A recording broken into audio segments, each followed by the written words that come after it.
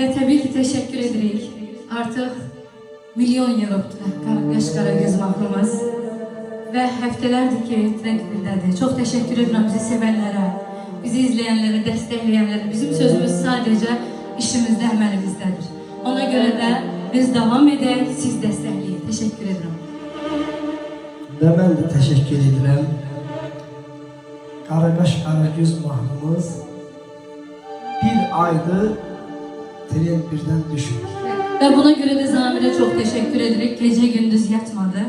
Demek olar ki bir haftanın içinde hazır oldu. Çok teşekkür ederiz Zamir. Bizi sevenler var olsun. Halkımız var olsun. Bizim değer veren dostlar var olsun. Qaraqaş Qaragöz